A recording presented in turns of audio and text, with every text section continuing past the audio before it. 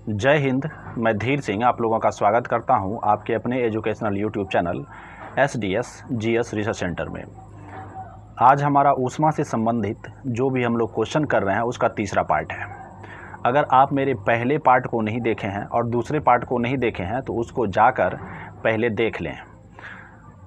ये आपको मेरे चैनल के प्लेलिस्ट में जाकर मिल जाएगा। आप मेरे चैनल के प्लेलिस्ट में जाएं, फिर प्लेलिस्ट में जो हिट वाला टॉपिक बना हुआ है वहाँ पर जाकर आप सर्च करेंगे तो आपको वहाँ पर मेरा ये क्वेश्चंस वाला ऊष्मा से जो संबंधित है वीडियो वो मिल जाएगा।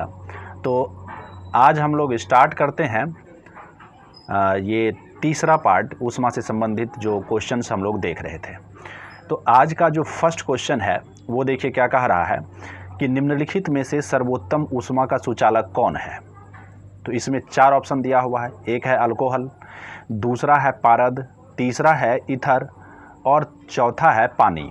तो अब यहाँ पर सभी को अल्कोहल और पारद में, पारद मतलब पारा होता है, तो अल्कोहल और पारद में कन्फ्यूजन क्रिएट हो सकता है, लेकिन यहाँ पर जो सही ऑप्शन होगा वो पारद होगा।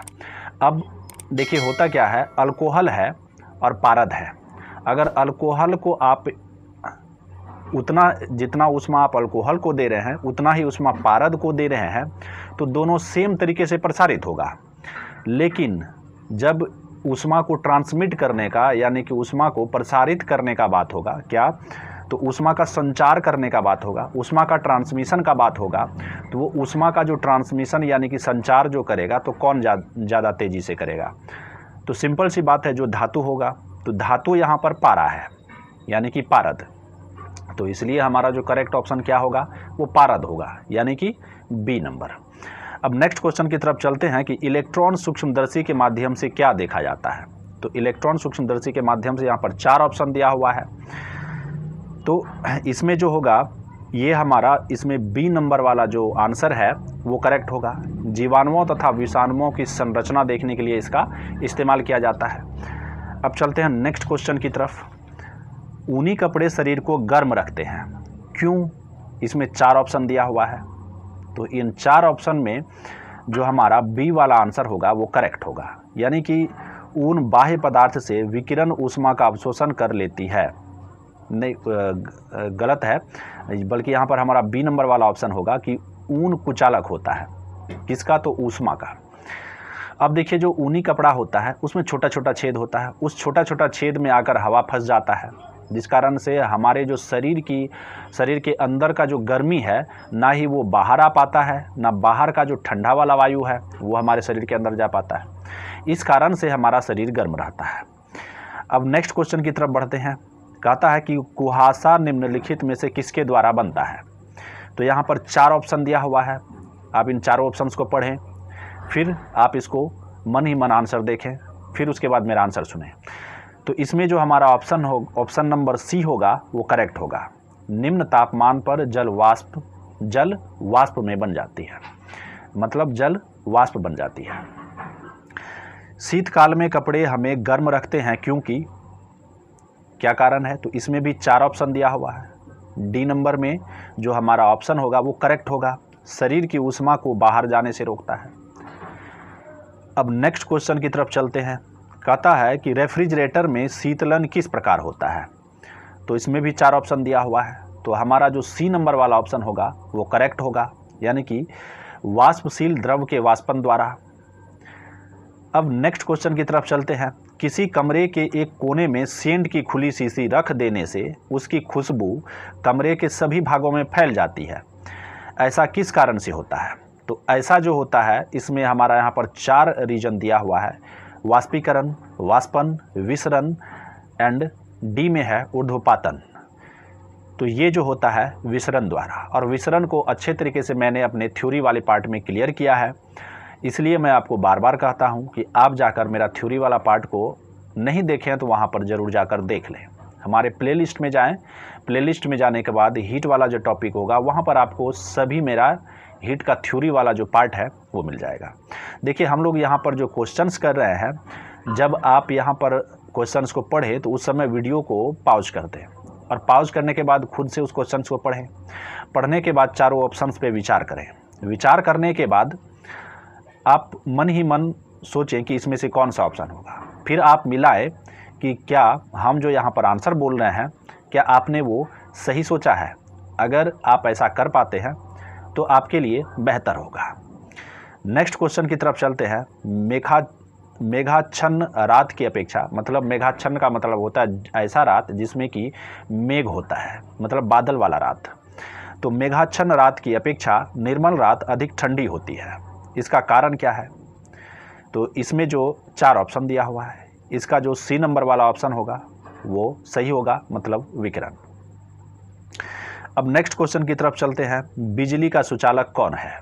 तो बिजली का सुचालक के लिए यहाँ पर 4 ऑप्शन दिया हुआ है। इन चारों ऑप्शन में जो हमारा डी वाला ऑप्शन होगा वो बिल्कुल ही सही होगा। ये देखिए एसएससी सीपीओ में पूछा गया है, सब इंस्पेक्टर परीक्षा जो होता है, 2004 का क्वेश्चन है और इसकी जो तारीख है वो 5 तारीख को पूछा गया था। अब नेक्स्ट क्वेश्चन की तरफ चलते हैं। इसमें कह रहा है कि सूर्य की ऊष्मा पृथ्वी पर कैसे पहुंचती है।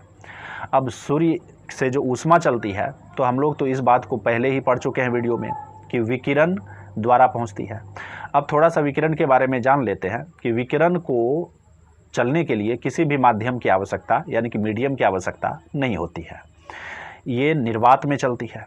तो सूर्य से जो ऊष्मा निकलती है तो वो इसी विकिरण विधि द्वारा चलती है और ये बिल्कुल सीधी चलती है, जबकि चालन और संवहन में जो ऊष्मा चलती है वो टेढ़ी मेढ़ी चलती है, यानी कि ऊष्मा की जो गति होती है वो टेढ़ी मेढ़ी होती है। अब नेक्स्ट क्वेश्चन की तरफ चलते हैं। बोल रहा है कि जब बर्फ़ के 2 घनों को, 2 घन का मतलब क्यूब को, जब बर्फ़ के 2 घनों को एक दूसरे के ऊपर दबाया जाता है तो वे जुड़कर एक घन बना जाते हैं। इसका कारण क्या है? तो इसमें भी 4 ऑप्शन है। इन 4 ऑप्शन में जो हमारा डी वाला ऑप्शन होगा वो सही होगा, यानी कि सहसंयोजक आकर्षण। जब 2 बर्फ़ को हम लोग दबाते हैं तो दबाने के बाद आप बताएं कि बर्फ़ के बीच का जो दाब होगा वो घटेगा या बढ़ेगा। अगर दाब में परिवर्तन होगा तो उससे उसका जो गलनांक पर क्या प्रभाव पड़ेगा।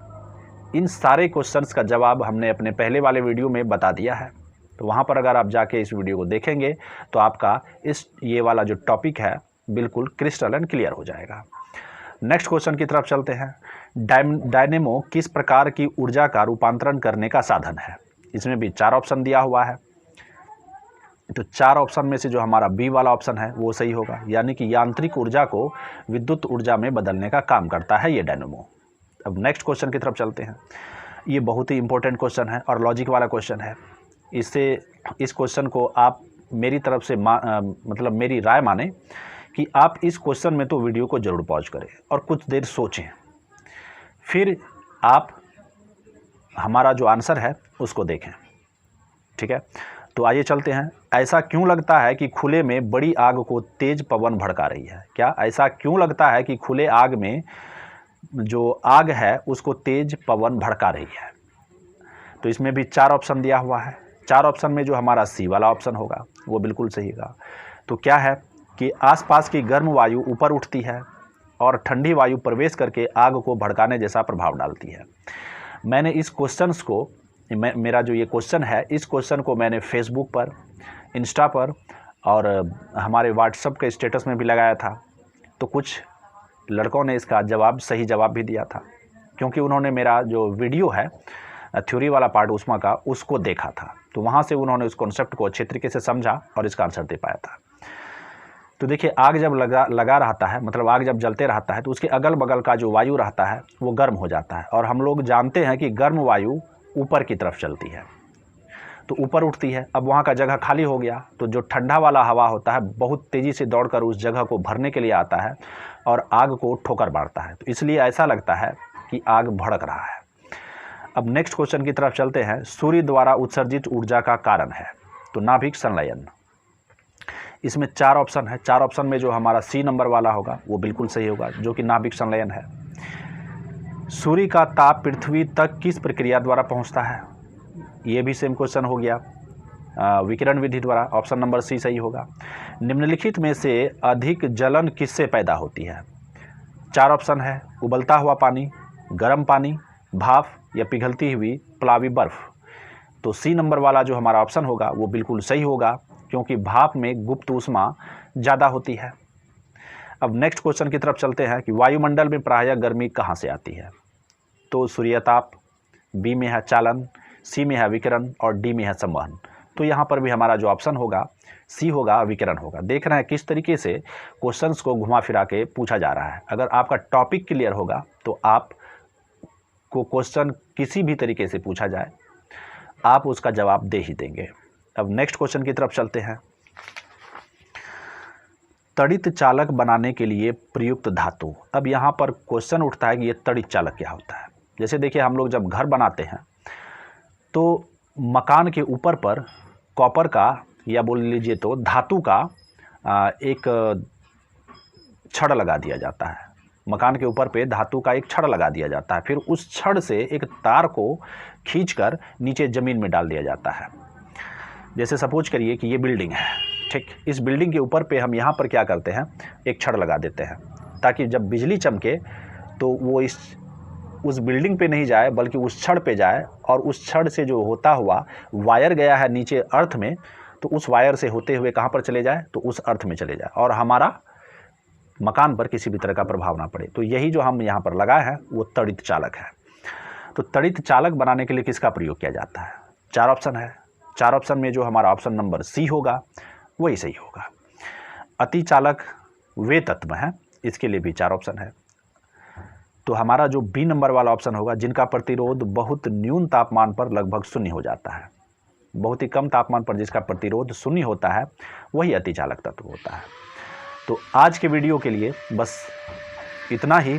मिलते हैं अगले वीडियो में, और आप मेरे चैनल को सब्सक्राइब कर लें, बेल आइकन को ज़रूर दबा दें, क्योंकि जैसे ही मैं अपना वीडियो डालूं तो उसका नोटिफिकेशन आपके पास पहुंच जाए और आप इसका फ़ायदा उठा पाएँ। तब तक के लिए जय हिंद।